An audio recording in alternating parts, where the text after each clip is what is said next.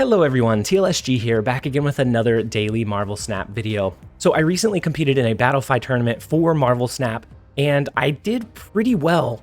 But a deck, or rather deck archetype that I ran up against that kind of surprised me was I saw a lot of Wong Hazmat style builds. And so then after the tournament, I went to work kind of replicating what I remember seeing. It's not an exact match, but it is as close as I could get that still feels really good. And the idea behind this list is that there are several alternate playlines that you can use to win. So if you don't draw into your Luke Cage, that is not a complete brick for the deck. And so if you notice, it has all three of the on-reveal cards that the original Exodia list used to have. And so that was the Hazmat, the Ironheart, and the Gambit. Those are going to be your biggest win conditions, but not your only ones. Our other playlines can be just sending them junk with a Debris and an Absorbing Man, maybe a Debris, an Absorbing Man into a Magic, and then an Odin to completely fill up their side of the board. We can clog their side just a little bit with Green Goblin. We can copy Wong with our Mystique in certain games to just really elevate that power push, especially if we were extending the game with Magic. That allows us to do Mystique, Luke Cage, and Hazmat all on the last turn. We would only need to prep our Wong beforehand. And so up until I ran into this archetype in the tournament, I kind of thought it was just lackluster, because in most builds, it does kind of feel that way. But with this one, I think it gives you several good outs. I think it gives you several alternative play lines, and it is going to be susceptible to leech, but otherwise, I think it can hold its own with just about any list out there. And so with the brief deck explanation out of the way, we're going to go ahead and jump over into a couple of games. I hope you guys enjoy. All right, first up we have a Little Stitious. And Wakanda's not great if we try to end up going with Gambit playline, but we already have our Luke Cage in our hand, which is going to be phenomenal for us. We also draw into our Hazmat, which is also beautiful. And this is the day that the Onslaught Citadel is the hot location. That's not, I think this deck list will do well without it, but it definitely helps whenever you can just flood them with so much negative downside that it's going to be really hard for them to compete. Now, Los Diablos Space does have a chance to destroy the Onslaught Citadel or Wakanda, and so I think what we're going to do is we're going to use our Green Goblin in the Onslaught Citadel. So just in case they do have an ongoing style deck, we want to limit the spaces that they have to push into that location. Wow, so it actually looks like we could have completely blocked off their Wakanda side, and it looks like they're running some kind of like Zoo deck, so Khazar Zoo, Khazar Blue Marvel Zoo. And so they only have one slot that they're going to be able to buff up their ongoing abilities. And we have the Wong, we have the Hazmat, the Luke Cage, we have Ironheart to buff up our own stuff.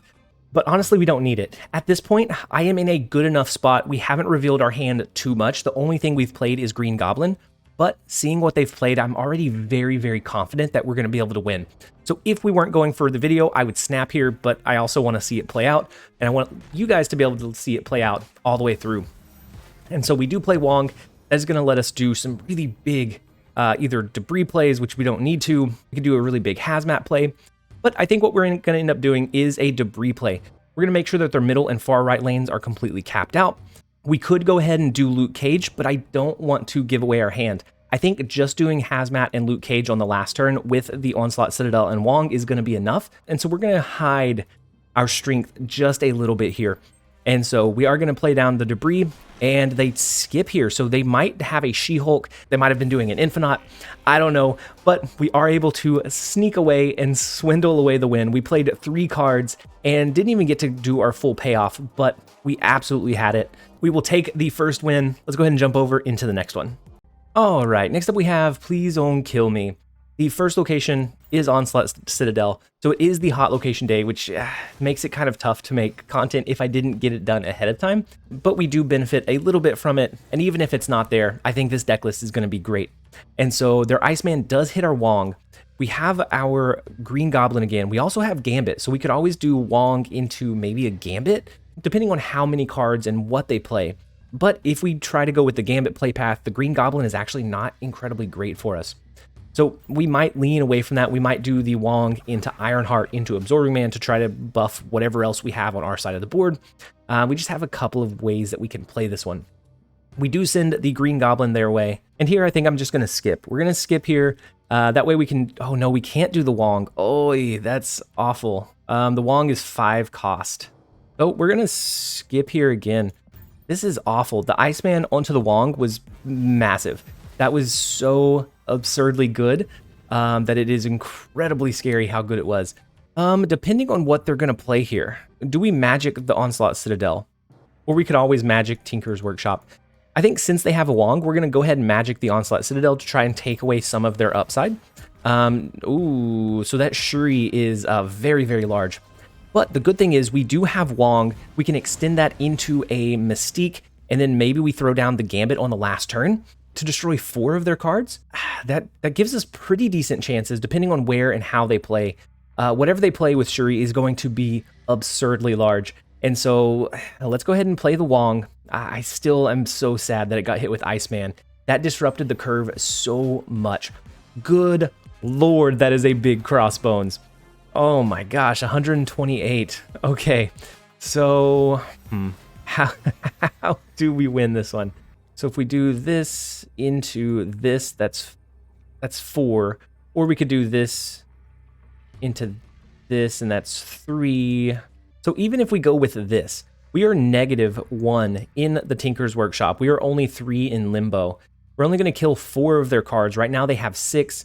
They're very likely going to play at least 1 more, but they are capped out in Limbo. And the last card that they played was Scorpion. So maybe we can get the double Dr. Doom value. We can push 10 here, 10 here. We're obviously going to lose. We're obviously going to lose to the massive Crossbones.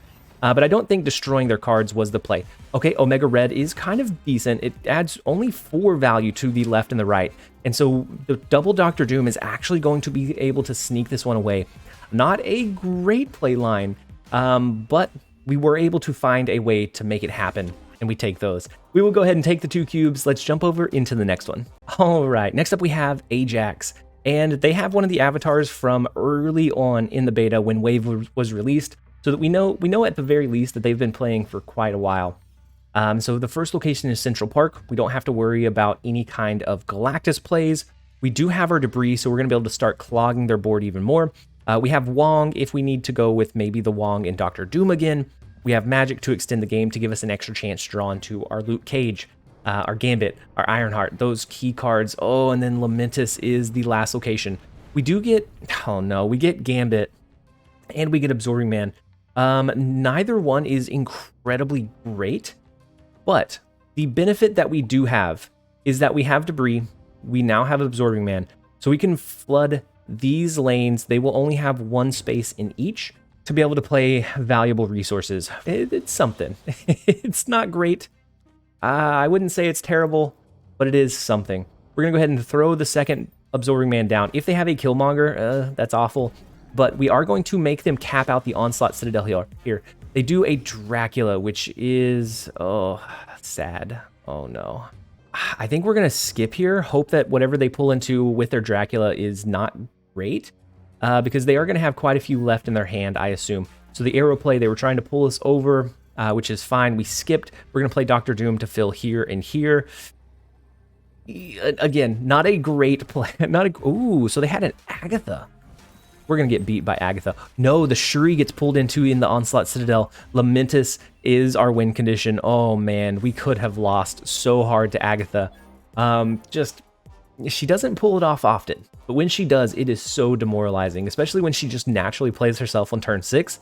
Oh, man. Not a great game either. But we will take it. We will take the wins where we can. That is 4 games in a row. The one from the intro and then these 3. Let's see if we can keep it going. It's weird to have this win streak because it doesn't feel like any of them are our ideal play line, but we found a way to make it work. Let's go ahead and jump over into the next one. All right, next up we have Lost. The first location is the Avengers compound, so on turn 5 we will have to play there. So if we end up going with Magic, that is where we're going to have to play it, which we probably will. With this deck, we get a lot of benefit from extending the game. So I think we're going to play our Luke Cage out early. That could serve as a target for them to try to use a rogue, use an enchantress, and then all of a sudden we go with our Wong and a Gambit, our Wong and an Ironheart. We can have a couple ways that we can redirect it. So it's not going to hit very many targets, but I think we're going to go ahead and play an Ironheart into the Onslaught Citadel. That is going to buff up just Luke Cage right now. But if we end up getting Wong, then we can play it behind that card. Once we play our Odin, that will trigger it once again, and we'll be able to really start elevating that power level. We do know that they're going to have quite a few vanilla cards. They're going to have quite a bit of power. They probably have a Blue Marvel and a Mystique somewhere in their deck that is going to really help buff up these vanilla cards. So we do draw into our Wong. So on turn 6, we can actually do Wong into Hazmat. And then if we can draw into our Odin, then we get a huge retrigger of both Ironheart and Hazmat. And that could be the game winner. I think that is the combination we go with. Again, for the video, I'm not going to snap, but I am feeling fairly confident that with that draw, with that top deck, if we can get our Odin, then we have every chance to win. And so they do play Blue Marvel. I expect maybe a Mystique to come down into the Onslaught Citadel. And so if they do go with that play line, that will buff up everything else by 1. They might end up going with an Ultron for their last turn play, so their turn 7 play. Ooh, so they snap on us. I wonder if they have a Cosmo to try to protect their Onslaught Citadel, because otherwise I think we're completely fine. And I want to snap back, but we're also going to play it a little bit cautiously. We're going to play the Wong into the Hazmat. Ooh, no, so they play Sarah. So are they going to have initiative over us? They're not. We're going to grab initiative over them, which is a little bit scary. We know that they're not going to be able to copy their Blue Marvel. They can't copy their Patriot. So maybe if this was the version that ran the Silver Surfer, they could find some value. But otherwise, I think we're going to get enough from this retrigger that we might be able to still win. With us having initiative on this last turn, it's not as guaranteed, but I do think we still have a shot. So we're going to go ahead and play our Odin. They play a lot of cards. Unfortunately, none of those get hit with our Hazmat. We're going to buff up all of our other cards with our Ironheart. That's going to trigger several times. We have our Hazmat that is going to trigger an absurd number of times to give us some a really big left and middle lane. And so right now we're at 20 and 34. They're at -15 and -5. Onslaught Citadel is kind of nuts. So, and then we still get another couple of triggers. Oh man, I don't know why I was even pretending. I always forget how absurd the Wong into the Onslaught Citadel into Odin combination is, because this is going to take a lot to overcome. Like, oh my god, it just keeps going. We have a measly 48 in the limbo. Oh, so it looks like it is very good that we grabbed initiative there, because they did have the Cosmo to try to stop our last turn play, and they do have the Silver Surfer, so it is that kind of hybrid version, and that is not going to be enough for them to be able to find their comeback. The -47 in limbo is just so mean. The -9 in Onslaught Citadel. Beating the Silver Surfer Patriot feels good. We'll go ahead and take that win. Let's go ahead and jump over into the next one. All right, next up we have Socks in Crocs. And the first location is Clintar's, which doesn't help us too much. Unless they just absorb all of their cards into one, and that's really the only key target, then we could throw a Gambit, know that it's going to destroy a big resource. Otherwise, our things like Debris and Absorbing Man are not going to create as much congestion as we would want otherwise. So they start off with Ant-Man in the Onslaught Citadel. We do have our Luke Cage, we have our Hazmat, but I think we're going to skip. We're going to skip and get a little bit more information. They could be running an ongoing, like a Spectrum ongoing deck. Those are decent right now. Or just decent in general. They're pretty consistent, but they just are incredibly predictable. Mindscape's not great for us. If we can draw into our Magic, that is going to be the key lane that we target. But since we are going to switch hands, I'm going to go ahead and play our Luke Cage onto the board. We're hoping for Magic. Right now, you see we have 6 cards left in our deck. So we have a 1 out of 6 chance of drawing it next turn, a 1 out of 6 on the 1 out of 5 on the final turn. And then they do a Zabu, so they're going to be able to flood their cards onto the board. We're going to go ahead and throw a green goblin their way just to start clogging up the Onslaught Citadel lane. Not incredibly great. And then if we switch hands after this, we're just at their mercy. All right, so they play 2 cards, one being the Quinjet, which would largely benefit them if Mindscape goes through, because then all of these cards are going to be reduced by 1.